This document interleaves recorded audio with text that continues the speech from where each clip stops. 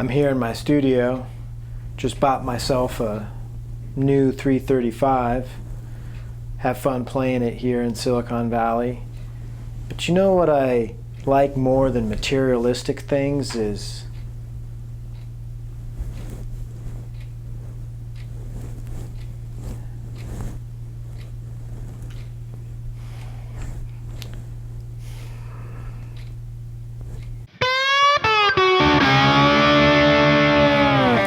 Hello everyone, I'm Chris O'Hara back for another guitar tutorial, and I hope I'm not the only one who's seen that infomercial on YouTube.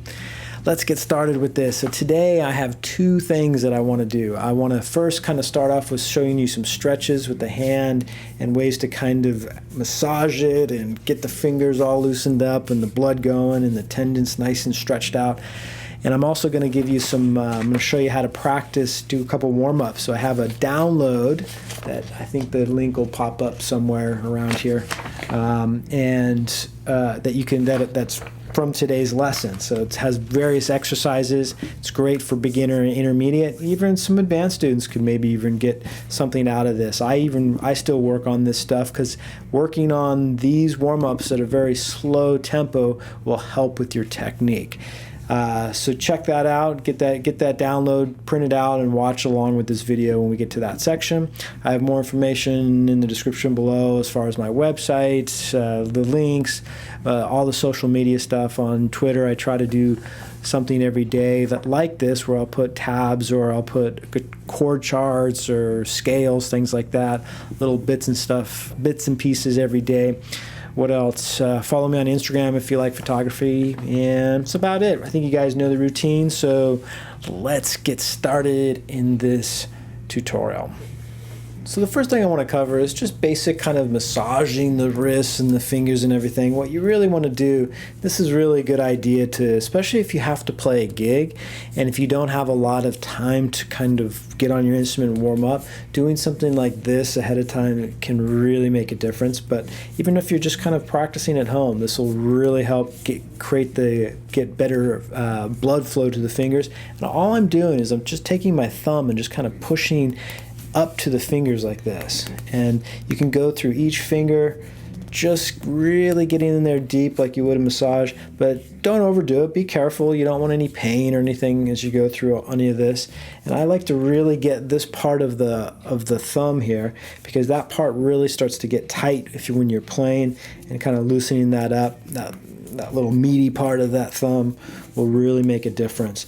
You can also get your forearm, start to push with your thumb right towards your wrist. It really helps increase blood flow, and it'll even kind of stretch the tendons out, because as you know, as you move your fingers, you can see all those tendons kind of move through this forearm. So even in the back, the muscles back here, I've even noticed lately, even around my elbow, I've noticed that there's stuff that's connected through here.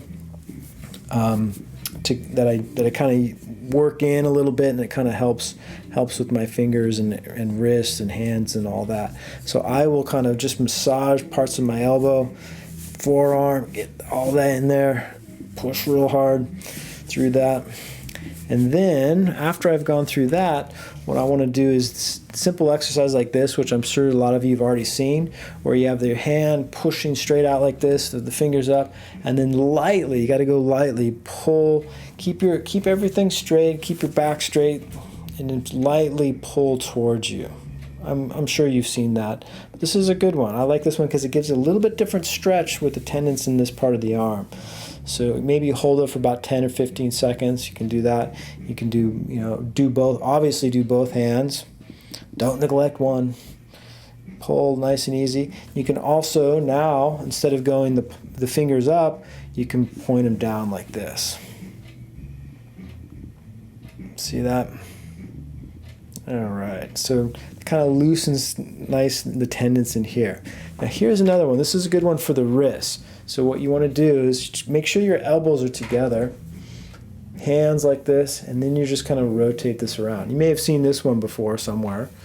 This is a good one. Do it subtly. You don't want to go too far over, because you can start to really rub against the bone in the wrist area. I've noticed that, especially for my I have slight injury in my left wrist here, so I like to go nice and slow and just kind of rotate this around. You can kind of go, definitely want to go in both directions when you do this. So just do this for maybe 30 seconds to a minute. Try to keep track that you're getting both rotations in. But the main thing with this is make sure that your back is straight and that your elbows are together, and you're trying to keep everything nice and straight like this. And you're just going to want to rotate the wrist like that. So that's a good one. I like to do that one quite a bit. Here's another one that I figured out, or not, I didn't figure it out. I saw it somewhere. Basically, it's kind of like similar to the one where you're pulling on your fingertips, but this could actually almost be a good first step, which is taking if you're doing your left hand, you're going to take your right arm and grab and kind of pull in a little bit, because what can happen is that the hand will start to come out this way. This hand is just helping you to kind of get it more straight. And then what you're going to do is you're just going to separate the fingers and try to push the wrist and the fingers downward like this.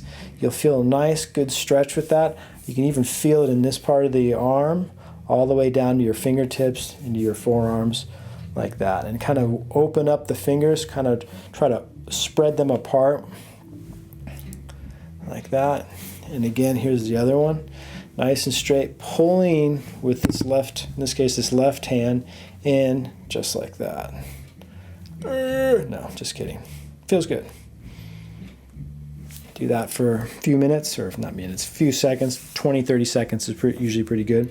Now, the next thing I want to do is this one, which is very similar to what we were doing before, but what I want you to do is now pull on the finger and then move the other fingers. I saw this somewhere on YouTube, and I like this one. I've been doing this one for quite a while now. Just kind of moving. You kind of go through each one of these fingers just like that. It's kind of creepy, especially if you're doing this while you're waiting in line at the grocery store. Paper or plastic? I'll take paper. All right, so we do this. Go through each one. You get the idea. I'm going to go through kind of fast through that. Now here's another one. So after you've done those, this one I'm sure you've probably seen before, where people kind of grab. So if I want to stretch out the wrist here, I got my thumb pointing this direction, using my other hand to help kind of push it, but again, lightly. I'm just kind of lightly pushing down, lightly, and I'm also kind of rotating it. So I get a little bit of a twist and a push down. You got to be real careful when you do any of these stretches, because you don't obviously want to injure yourself.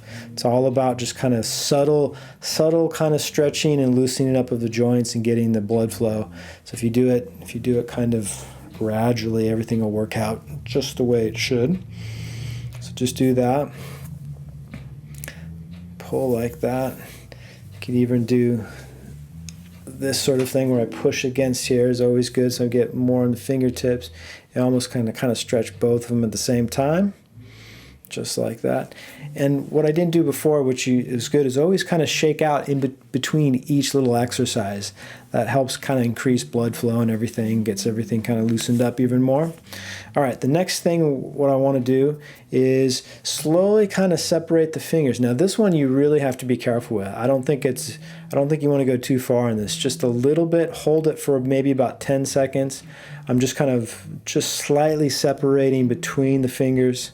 Again, nice and easy.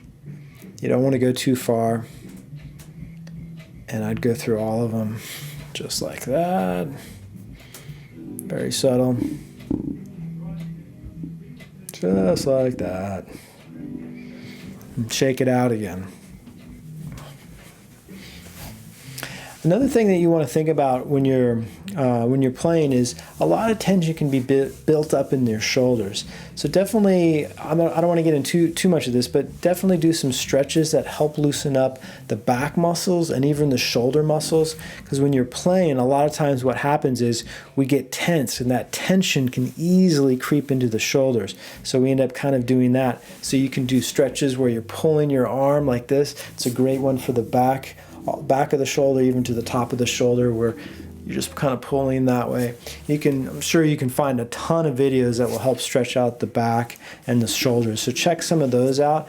I sometimes do that, like when I'm playing, like, or if I'm on my break, I'll do some of these kinds of shoulder stretches like this, and even back stretches because you're sitting for a while. Okay, mostly what I wanted to cover today is getting the kind of the arms and the hands warmed up. So think about that, and also monitor when you're playing. A lot of times we start to get real tense because we're trying to get everything right, and so our shoulders start to do this, even though we don't really notice it.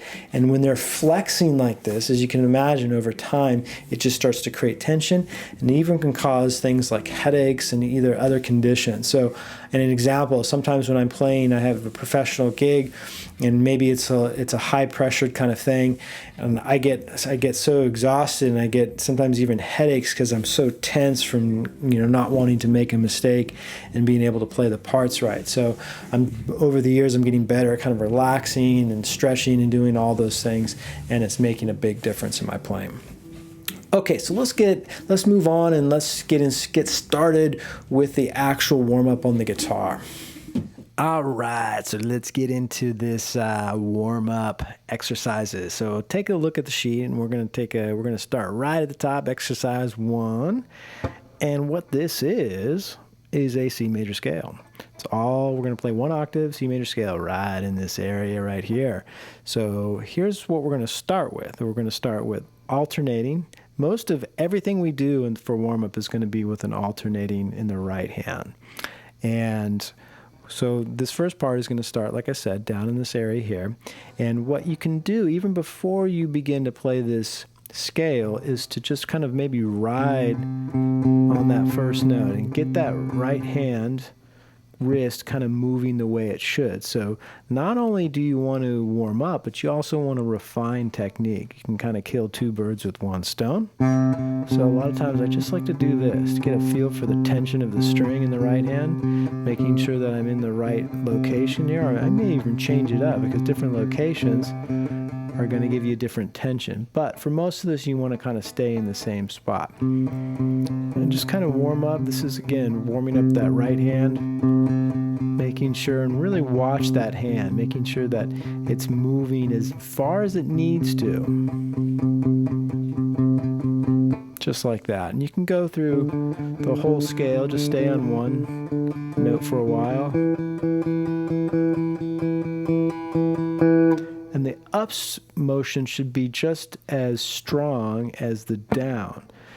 A lot of times the down's a little bit easier for people, but we want to feel that upstroke motion just as strong as any sort of down motion, okay?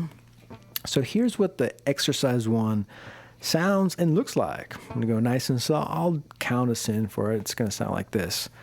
4 E and 1 E and 2 E and 3 E and 4 E and 1 E and 2 E and 3 E and 4.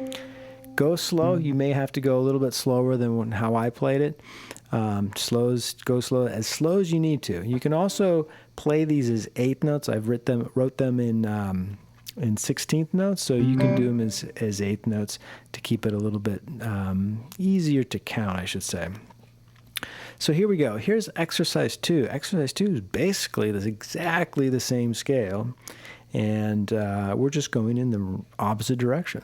So it sounds like this.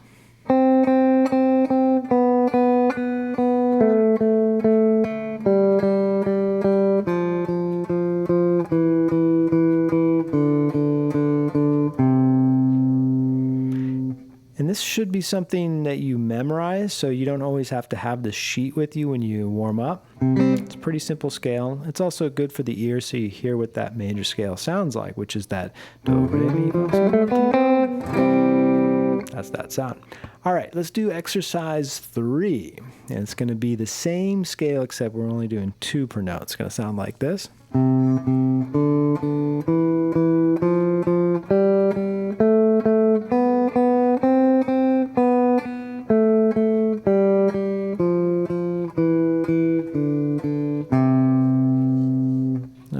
Let's do exercise 4. Again, it's the same scale, except we're doing 1 per note. The reason why I have it set up this way is because it's going to start to It's going to have more work in the right hand as we're doing 4 per note, and it's slowly going to even out the workload in both hands. So finally we get to 1 time per note. Again, we're going to keep this as alternating down, up for this, so it's going to sound like this.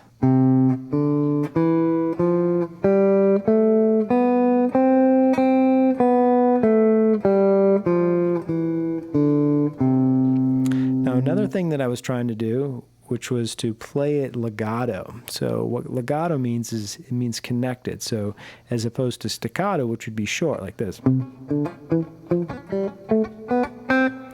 We want to make the notes as connected as possible. The reason why it's a little bit more musical, but it's also harder to do. It's not that we don't play staccato notes. There's definitely many instances where we have to play staccato notes, but for practice I like to use legato.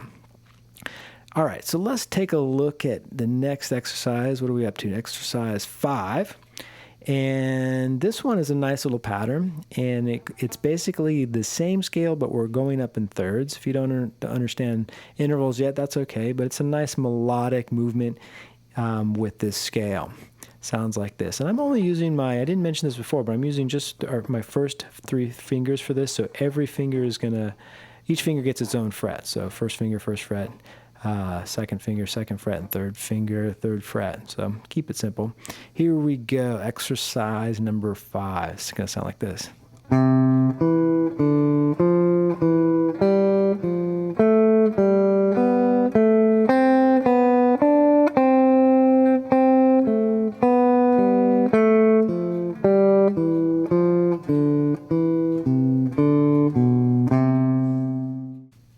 Okay, so let's take a look at exercise number 6. What I like about this one is that we get to put our left hand a little bit on a break, and we get to work on our right hand. So just like we've seen before, we're going to be playing 4 per note, and it's going to sound like this. So this is just arpeggiating through the chord, and what you want to try to do is try to get all the strings to ring out. So it's going to sound like this.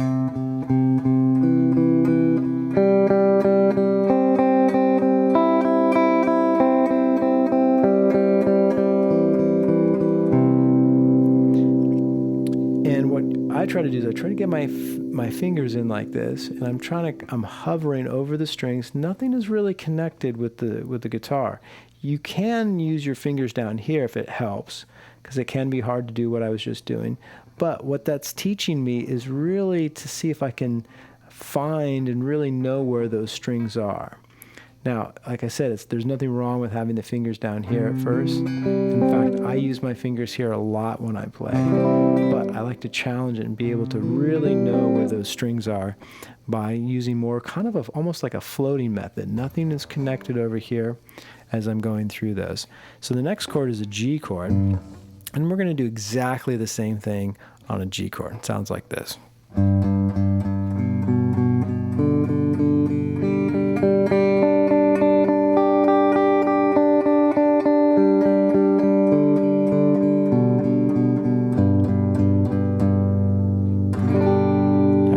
There's that G chord.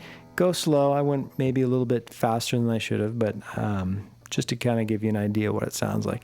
Now the next chord is F, and basically go through all these chords that I've written there doing the same thing, 4 per note. And what you can do is you can go back and do 2 per string like this. Ooh, let me try that again. I need to warm up.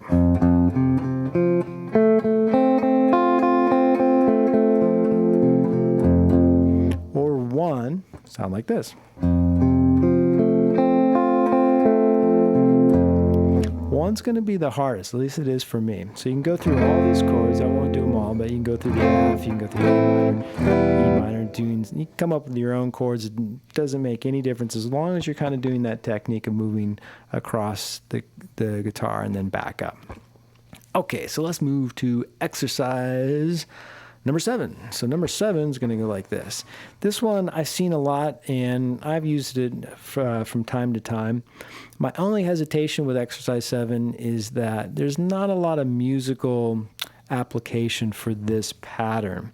With the exception of some music like jazz, you may find it in some classical music. I'm not a classical guitar player, but I'm sure there's probably some instances of this pattern in there. But I definitely see it in a lot of jazz music. So, but if you're not playing that style, then this may not help you too much, but it will help you with spreading the fingers and stretching out some of the joints in the fingers, okay? The reason why I don't like this is that it's not going to help your ear that much. It only really helps the fingers, and I like to do things that do both, that help the ear out to kind of ground it to some type of sound, versus just this kind of, I don't know, brainless movement in your hands. So, but anyway, there can be some good applications of this pattern. So here's what it sounds like. It sounds like this. Just one fret at a time, using all my fingers. Same pattern, but in reverse order. And you can do this anywhere. You can pick a fret. You can go through that. I'm not going to spend time going through all the possibilities, but I think you get the idea. Let's move on to the next one. What are we up to? Number 8. So number 8 is really the same idea, except we're going in reverse order. 4, 3, 2, 1. 4, 3, 2, 1. 4, 3, 2, 1. 4, 3, 2, 1.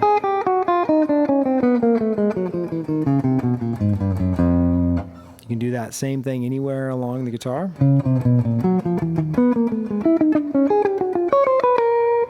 So try it out. I mean, it's not a bad one, but like I said, there's not going to be a lot of musical applications for this unless you get into the styles of music that I just mentioned. Okay, let's see. Let's do the next one. Number 9. Number 9. I kind of like this one.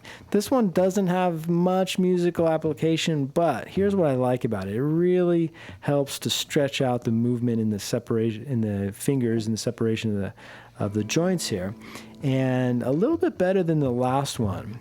I forgot to mention the last one, you can come up with your own patterns. I just did 1, 2, 3, 4 and 4, 3, 2, 1, but you could do something like 1, 4, 2, 3, 1, 4, 2, 3, or 1, 4, 3, 2, whatever it is. You can come up with your own combination, so that can be kind of fun to do that. But let's get back to this number 9 one. What this is what we're going to do is we're going to go like this. We're going to play on the first fret, and then we're going to play second, first fret, and use the same finger to stretch up to the next fret, and then back again. It's like the Jaws theme almost. We're going to need a bigger boat. There we go, or bigger guitar. Number 3, or here's the third finger. It's going to sound like this. Same thing. You can see me moving between kind of the normal, the logical fret for the third finger up, away, kind of stretching out of position. This sort of movement we do a lot, especially when you get into more advanced scales and different scale positions. We're going to be actually stretching the finger outside of a 4 fret area. So that's why I kind of like this little warm-up pattern. So here's that third finger one again. 1, 3rd fret, 1, 4th fret. Same finger. And the last one would be with the 4th finger. It sounds like this. And again, you want to do this on each string.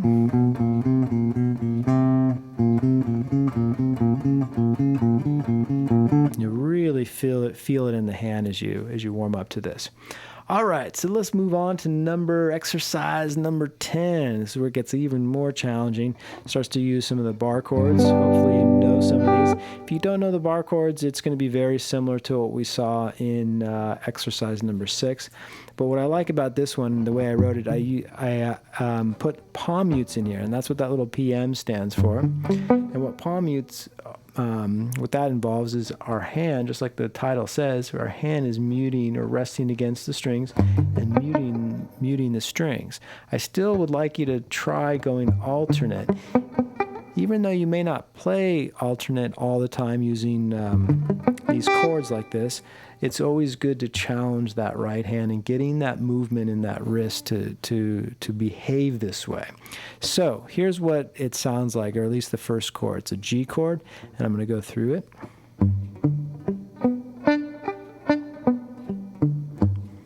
You can also try it with letting it ring out, which is also could be a challenge, just like we saw in one of the previous exercises.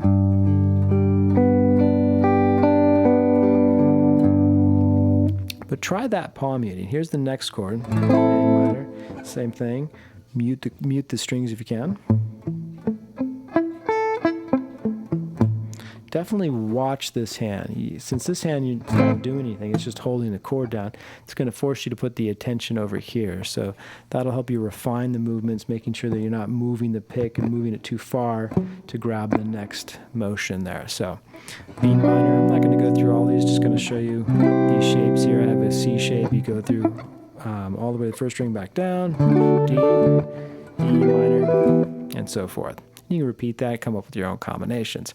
So the last exercise is, I like this one because it helps to kind of loosen up the wrist, some of the forearm movement, and also this elbow movement right here. So this is real simple, but it's good to do, and you can even start to speed it up or slow it down. You can start by just playing on one chord.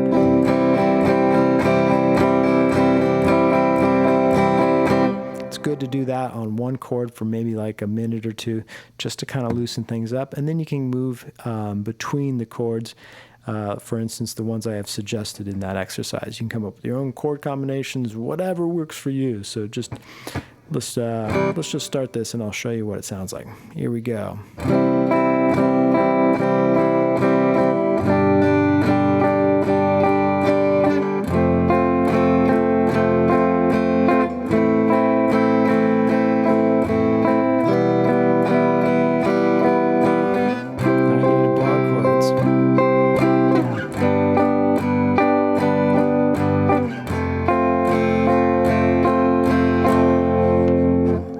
You can repeat through that, come up with your own.